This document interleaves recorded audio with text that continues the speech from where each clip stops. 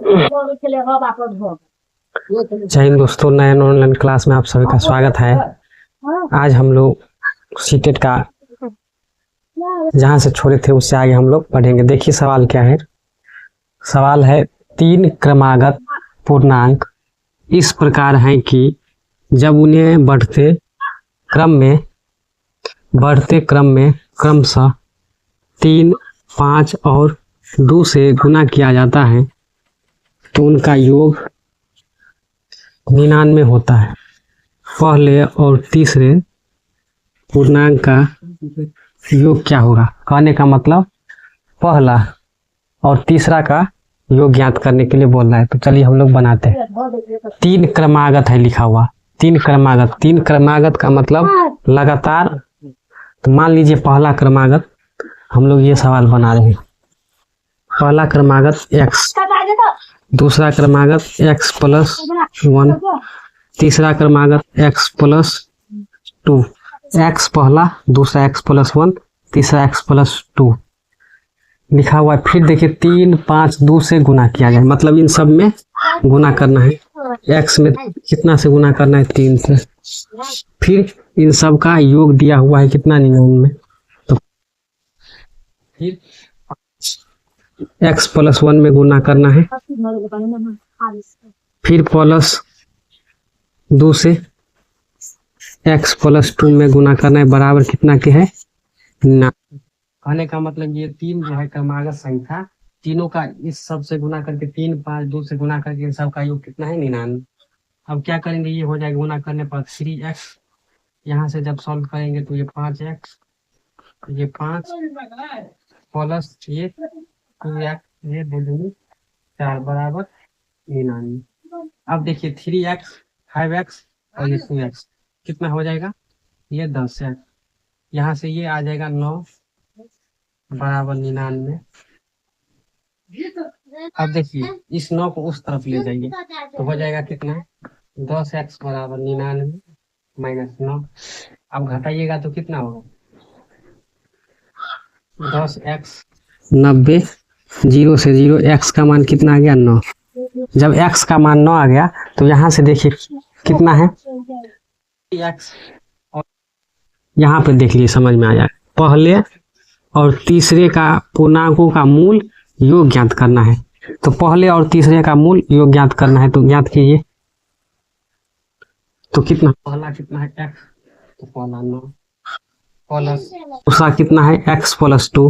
x plus 2 मतलब 9 2 11, तो दोनों का योग कितना हो जाएगा? 20। ऑप्शन में 20 कहाँ है देखिए, तो ऑप्शन नंबर क्या आ जाएगा? सी। इस सवाल का जो आंसर है ऑप्शन नंबर सी। कहने का मतलब 20 आंसर होगा। तो इसी तरह से क्या करना है? सॉल्व करना है। अब देखिए सवाल ये है, दूसरा सवाल। ये समझ में आ गया, तो अब इसको हम मिटाते हैं। देखिए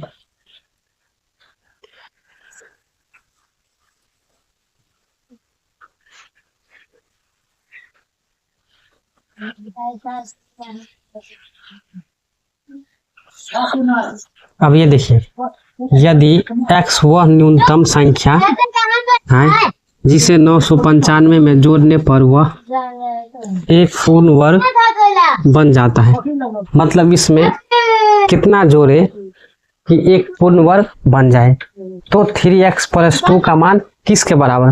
कहने का मतलब इस चारों ऑप्शन में ये जो है 3x प्लस 2 का जो मान आएगा वो किसके बराबर?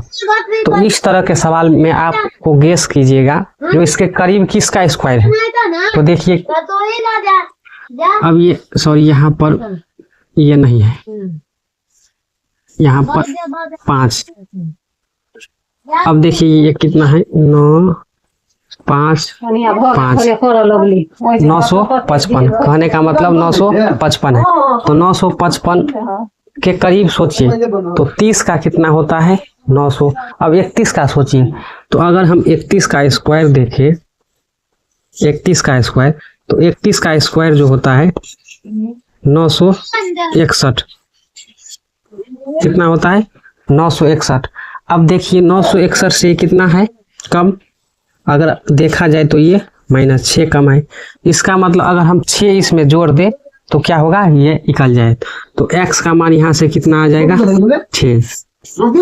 समझ में आ गया? अब x का मान 6 आ गया। अब x का मान इसमें रखिए, तो x का मान इसमें रखेंगे तो 3x प्लस 2, 3 प्लस 6, यहाँ से 2 36, 18 प्लस 2 बराबर 20। कहने का मतलब इसका आंसर कितना आ जाएगा? 20। चलिए अब हम लोग ये समझ में आ गया, तो अगले सवाल पे चल।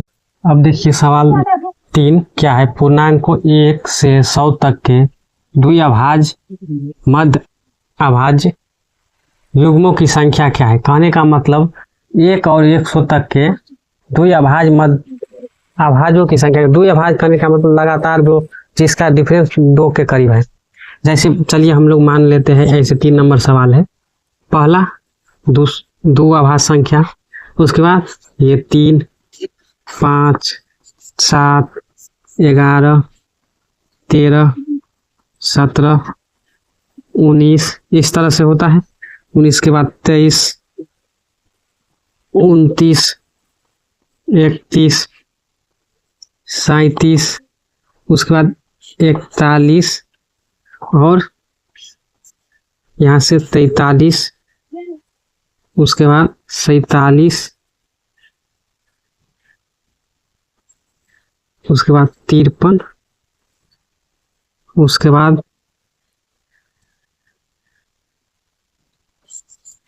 59,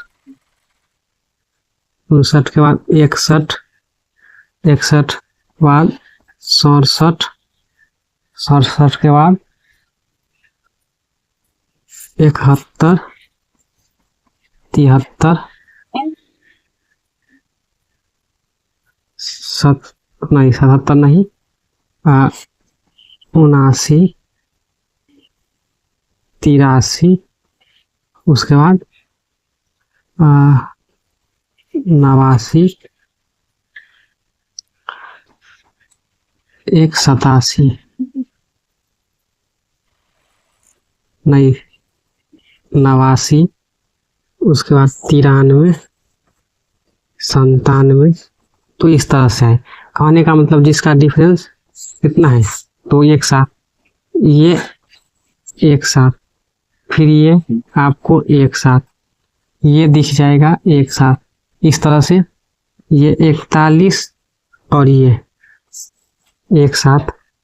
उसके बाद आप ये वाला, उसके बाद नहीं है शायद, 1 2 3 4 5 6 7 8 9 10 11 12 13 14 15 16 17 18 19 20 21 22 23 24 और ये नहीं होगा, सॉरी 25। 1 2 3 4 5 6, तो इसमें जो ऑप्शन में आंसर आ जाएगा हमारा 6। तो इस सवाल का आंसर क्या आ जाएगा? 6। तो आपको ये याद रखना है, जो 1 और 100 के बीच में द्विअभाज्य संख्याओं की संख्या कितनी है, तो आपको याद रखना है 6। अब सवाल नंबर 4 देखिए, इस तरह से लिख लेना है, उसके बाद याद कर लेना। इसको हम मिटाते हैं। देखिए क्या है, -7 और -3 के बीच में क्या है? बीच में स्थित पूर्णांकों का गुणनफल। अब ये देखिए -7 और -3 है, उनके बीच स्थित पूर्णांक, तो इन दोनों के बीच में ये कितना है? -6 गुने -5 गुने -4, इन सबको गुना कीजिए। 6 5 30, minus minus plus plus minus minus, कहने का मतलब 120। तो इस सवाल का आंसर कितना हो जाएगा? 120। समझ में आ गया? इसी तरह से आपको सॉल्व करना है। अब देखिए ये 5 नंबर सवाल किया, -3 से छोटी और -8 से बड़ी पूर्णांकों की संख्या क्या है? कहने का मतलब -3 से छोटी, तो -3 से छोटी क्या होगा?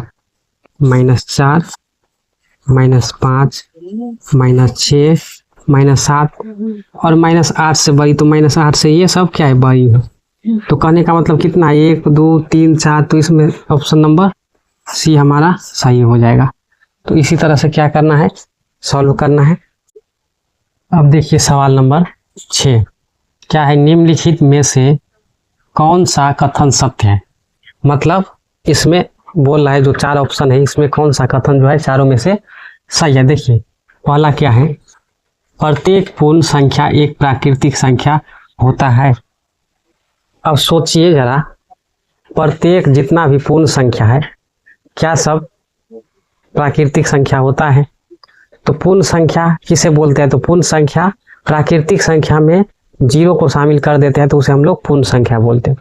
और प्राकृतिक संख्या गिनती की संख्या के जितना भी धनात्मक गणनीय संख्या है सब प्राकृतिक संख्या है। तो इसका मतलब प्राकृतिक संख्या में तो 0 नहीं आ रहा है, तो इसका मतलब सभी प्राकृतिक संख्या पूर्ण संख्या होना कि सभी पूर्ण संख्या प्राकृतिक संख्या होगा। तो बोल रहा है प्रत्येक पूर्ण संख्या एक प्राकृतिक संख्या है, तो हम लोग बोलेंगे नहीं। तो ये सवाल मतलब पहला ऑप्शन गलत हो जाएगा। अब दूसरा देखिए, यहाँ पर पता चले सही मान। दूसरा देखिए, प्रत्येक पूर्णांक एक परिमेय संख्या होता है। देखिए जितना भी पूर्णांक होता है ना, पूर्णांक संख्या किसे बोलते हैं, धनात्मक और ऋणात्मक साथ ही 0 को, इन सब को क्या बोलते हैं हम लोग, पूर्णांक संख्या। तो प्रत्येक पूर्णांक संख्या एक परिमेय संख्या होता है, तो होता है। तो हम लोग क्या करेंगे, इसमें लिखेंगे हाँ, क्योंकि आप देखिए आप इस तरह से लिख सकते हैं, 0 भी आ गया, या तो आप इस तरह से लिख सकते हैं, या तो आप माइनस नीचे में भी लिख सकते हैं। तो इस तरह से इसलिए ये होगा, तो ये होगा।